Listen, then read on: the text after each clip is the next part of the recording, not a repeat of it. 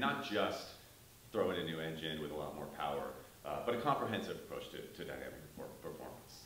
And so we'll get into each of these things in a little bit of detail, but some of the goals were to, again, focus first on fun to drive. So that meant surprising acceleration performance, much more sharp and linear handling, much more confident braking, so the brake rotors are actually an inch bigger, roughly all around. Then focus as a secondary priority on sophistication. Of course, that's improved NVH, comfort, and then our accurate DNA, the things that kind of we've always been known for: excellent fuel economy, excellent dependability, quality, reliability, and safety. So the engine. So as you may know, when the ILX launched in 2013, we actually had 3 powertrains. There was a hybrid that we discontinued after a couple years. And as for this last year, we continued to have 2 engines, which was a 2-liter automatic engine, 150 horsepower, 5-speed automatic, and then a 201 horsepower, 6-speed manual engine. And so with this one engine, we think we've combined the very best of both of these engines. So this chart shows, on the left there, you can see there's a direct comparison of the numbers between the new engine and the outgoing automatic engine. We did that because that automatic engine was more than 95% of our volume, and so it really is the one that our customers are driving as well. But on the chart on the right, it actually has the horsepower curves, not just for the new engine, of course, which is in blue.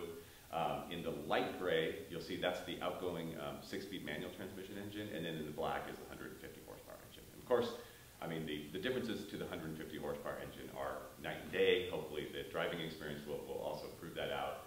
So we get 51 horsepower increase, basically a third of the horsepower added, 40 pound-feet of torque, and then actually 1 mile per gallon improvement in the fuel economy. So a real win-win-win situation. Compared to the outgoing manual transmission engine, it's actually the same peak horsepower, but the torque curve, and largely due to direct injection, is much better across the line. And so you can experience good torque even from about 2,000 RPM on up.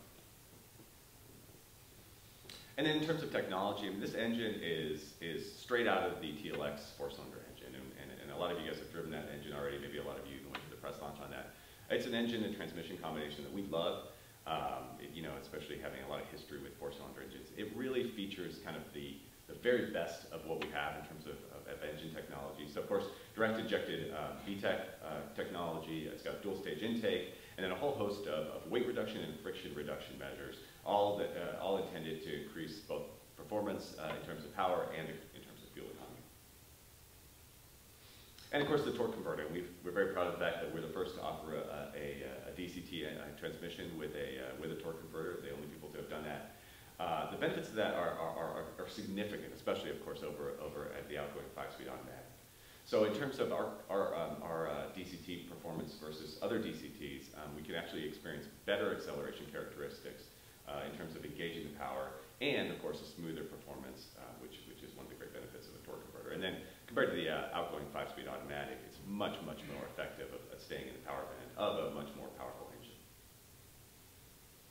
And then the net result of both of these things in terms of power and fuel economy is a 0 to 60 time that is effectively identical to the outgoing manual transmission engine, so pretty good accomplishment, and then a whopping 2.5 seconds faster than the outgoing 5-speed automatic. So if people can't feel the difference, then maybe they aren't paying attention. And then of course fuel economy, 1 mile per gallon better than